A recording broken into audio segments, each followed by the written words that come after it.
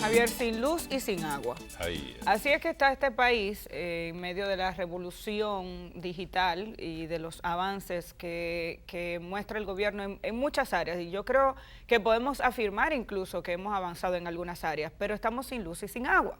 ¿Y cómo es posible que un país que hable de desarrollo pueda entender y comprenderse que las industrias pueden crecer con la deficiencia del suministro energético que tenemos en el territorio dominicano? La población está en crisis, está cansada, está harta, y las tarjetas y los planes solidarios del gobierno no necesariamente resuelven la situación interna que se vive en cada familia de la República Dominicana en la medida en que se van incrementando estos apagones y la gente tiene un menor acceso a mejorar su calidad de vida. Ayer, otra vez, los generadores de energía reafirmaron lo que han dicho en múltiples ocasiones, que en este país la crisis no es de generación, sino de distribución, lo que nos hace pensar y cuestionar por qué no se ha tenido la capacidad de resolver este problema, por qué los generadores dicen que tienen la disponibilidad y por qué el Estado ha sido incapaz de mejorar la relación entre las distribuidoras y los consumidores de forma tal que se cobre lo real, que sería lo consumido, y que además se mejore la cantidad de energía que recibe la población en sus casas. Esta situación realmente es desesperante. Así es, y como decía el presidente de la Asociación Dominicana de Industrias Eléctricas, Roberto Herrera, es inconcebible, es increíble que en pleno siglo XXI la República Dominicana todavía esté en medio de la situación de esta crisis de energía eléctrica. Casi todos los que nos están viendo, porque es así en gran parte de la población dominicana, tienen en su memoria el hecho de que han crecido, han sido jóvenes, han sido adultos, han llegado a la edad de adultos mayores, viendo la misma situación que se repite siempre en nuestro país y la promesa de los gobiernos van, gobiernos vienen, de que van a enfrentar el problema de la energía eléctrica en la República Dominicana.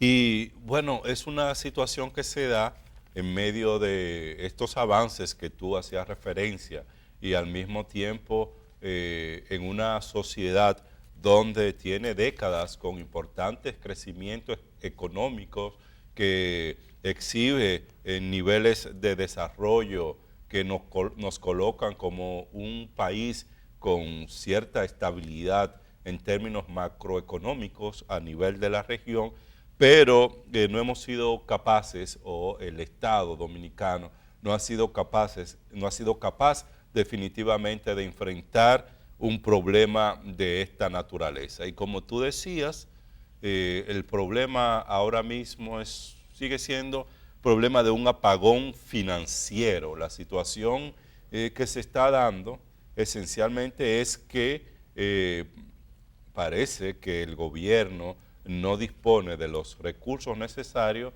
a través de las EDES, ¿no?, que son las que sirven para la comercialización de la energía eléctrica que debe llegar a la ciudadanía, pues no tienen la eficiencia económica o financiera necesaria para comprar, adquirir las demanda de energía o atender la demanda de energía que hay en la población dominicana. ¿No será para decir que es Punta Catalina lo que hace falta? Bueno, sí, bueno, lo que pasa es que ya a esta altura, por ejemplo, desde hace tiempo, una de las promesas del gobierno era que Punta Catalina iba a estar funcionando, iba a estar atendiendo las demandas que en materia de energía existen en nuestro país. Y eso debió hacerse, se esperaba que hace 2 años. Hace 2 años, iba a decir un año, hace 2 años. Para el 2017 exactamente, era la promesa. Y a estas alturas todavía se está en la promesa de que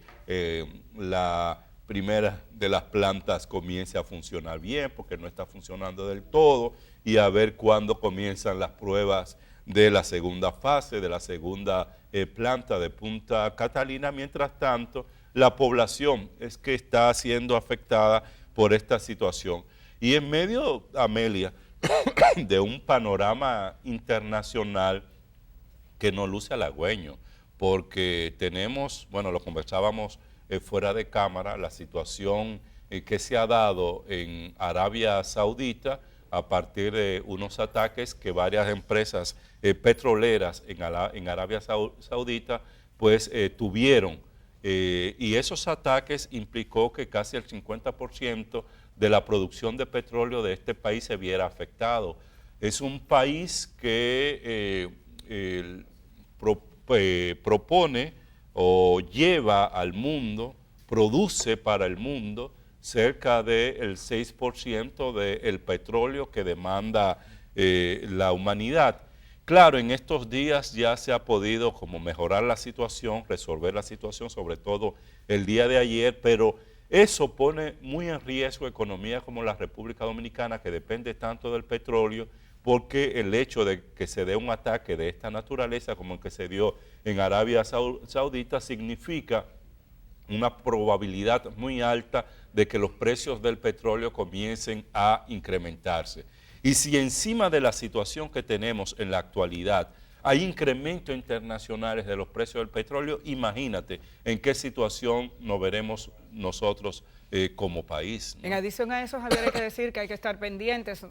A veces se le olvida que forma parte del globo terráqueo y que, por tanto, una situación que se produzca en Arabia Saudita con estos niveles de impacto puede tener repercusiones en nuestro territorio, y las reacciones de Arabia y de Estados Unidos ayer apuntando hacia Irán como responsable de estos atentados contra los pozos petroleros de Arabia también pueden tener otro tipo de consecuencias, y nos podemos remitir a lo ocurrido desde los atentados del 2001 en Nueva York y posteriormente la guerra que se ha prolongado desde el 2002, 2003 hasta la fecha en todo ese territorio de Medio Oriente. Hay que estar pendientes a las reacciones del presidente de los Estados Unidos en ese sentido. En adición a eso, decías de lo mucho que dependemos de la generación de energía a través de combustibles fósiles. República Dominicana como país es una nación rica en recursos naturales, aún con los niveles de depredación que tenemos de nuestros ríos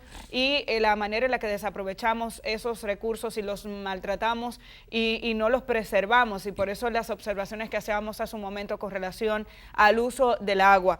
Precisamente en esa conversación con los generadores de energía volvía a salir la necesidad de que en este país se proteja mucho mejor la generación de energía limpia a través de las diferentes alternativas que tenemos a nuestra disposición: agua, sol, aire.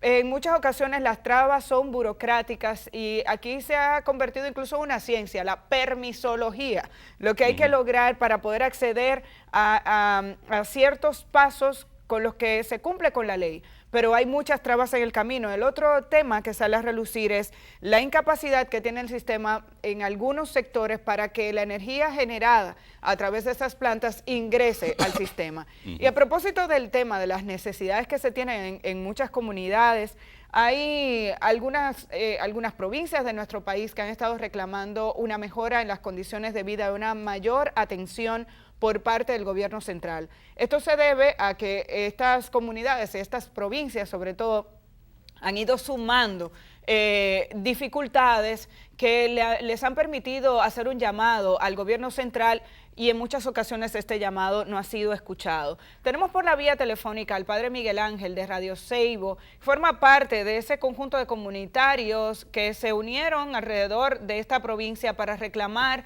una serie de obras al gobierno central, entre ellos la salida de la cárcel municipal del centro de la ciudad y una mayor atención del gobierno. 2 días consecutivos de paro que esperaban que fueran paros tranquilos y pacíficos, pero que ayer derivaron en algún tipo de conflicto donde vimos bombazos y a los sacerdotes y a religiosos involucrados en medio de la humareda. Tenemos al padre Miguel Ángel por la vía telefónica. Padre, muy buenos días. Muy buenos días, Amelia. Muy buenos días, Javier, y a todas buenos las personas días que están en sintonía en este momento. Gracias por 2 días consecutivos de paro y mostrábamos hace un momento el resultado por lo menos visible. Hubo unos enfrentamientos con las autoridades y quisiéramos que nos describa qué es lo que ocurrió y quizás que nos dé un balance del Comité Unidos por el Ceibo sobre el final de estos 2 días de movilización.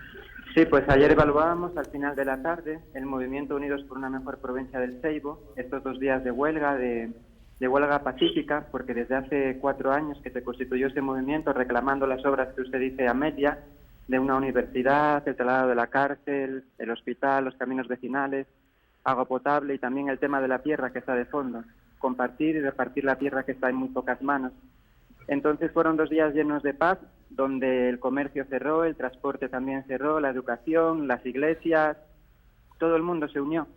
Y bueno, pues como usted dice, lamentar algunos enfrentamientos. Tuvimos ocasión de reunirnos con el jefe de la policía, de la región este, y apoyamos su labor porque han venido a cuidarnos y apoyarnos, pero bueno, hubo algún enfrentamiento que fruto de eso pues logramos que bajaran la guardia y decir que eran 2 días de paz, que fueron 2 días de paz como fueron las huelgas anteriores y que ante la quema de un neumático, de algo que no se rompió nada, ni una lámpara ni nada, pues todo se resolvía por el diálogo y así fue. Al final del paro ayer, a las 6 de la tarde, había algún grupo que todavía quedaba y fuimos donde ellos.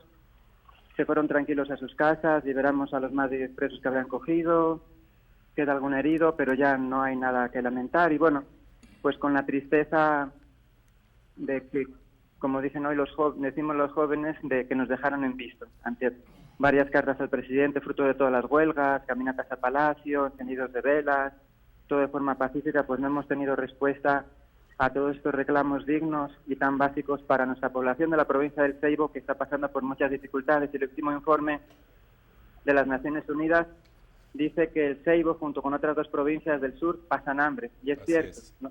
Y no solo hay hambre de pan, sino también de mucha justicia para nuestros campesinos, de mucha salud, de mucha educación, y realmente es lo que estamos pidiendo a nuestro gobierno, del cual vamos de la mano y únicamente le estamos recordando todo aquello que nos ha prometido siempre y que son derechos básicos a los que aspira nuestra población. Padre, a partir de la evaluación que estuvieron haciendo el día de ayer, el Comité de Lucha ya en el Ceibo, ¿qué han definido como continuidad para que las autoridades puedan atender las demandas que tienen en la provincia? Bueno, pensamos que ya en el gobierno central el señor Danilo Medina, nuestro presidente, habrá escuchado, habrá visto, hoy también gracias a ustedes que se hacen eco de esta noticia, en todos los demás medios de comunicación, tendrán en su agenda pues mirar a nuestro Ceibo, que fue declarado 2 veces en emergencia después de Irma y de María, y que si en estos días no recibimos respuesta, ya ayer lo estábamos evaluando en Radio Ceibo, en el Movimiento Unidos por una Mejor Provincia del Ceibo, pues determinaremos cuáles son las actividades a seguir. El movimiento está formado por representantes de las iglesias, del transporte, del comercio, de la educación, de los campos, de la ciudad. Y bueno, pues en consenso y con toda la población decidiremos cuál es la siguiente actividad, siempre de forma pacífica y de forma que haya un acercamiento, un diálogo, para que todo esto que pedimos, no solo para la provincia del Ceibo, sino para toda la nación, se haga realidad. Bueno, a nuestro productor le hemos pasado un video que usted nos había enviado cuando hacían la convocatoria mostrando cuáles eran las dificultades y los reclamos de la provincia. Quisiera, por favor, que nos enumere cuáles son esos reclamos. Pues, en primer lugar, la universidad. Muchos de nuestros jóvenes no pueden, cuando terminan el bachillerato, salir a estudiar por la dificultad económica. Somos centro geográfico del este y creemos que podemos tener una universidad. Dicen algunos, no, es que hay pocos jóvenes. No, son muchos los que se han quedado sin estudiar, los que ahora tendrían ese derecho a estudiar y le negamos como sociedad porque no hay economía suficiente para que nuestros jóvenes viajen. Y luego adultos, maestros y maestras que pueden ser profesores o que estudien máster y especializaciones. Luego el traslado de la cárcel. La cárcel fue construida hace 50 años para 120 reclusos. Hoy nunca baja de los 950, viven en condiciones de inhumanidad. El asfaltado de los caminos vecinales, todos están intransitables y sobre todo después de Irma y María, pues han quedado muy mal. Cuando llueve los ríos crecen y ya no se puede circular.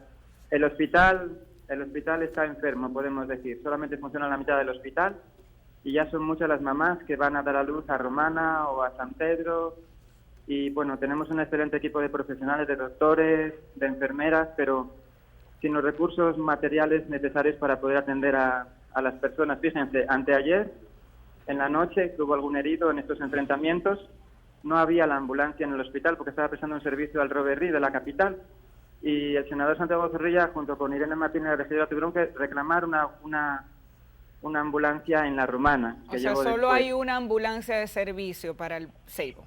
Así es, así es. Y luego otro de los O sea, reclamos también el agua potable. no se pueden enfermar 2 personas de urgencia y que haya que trasladarla porque hay una sola ambulancia.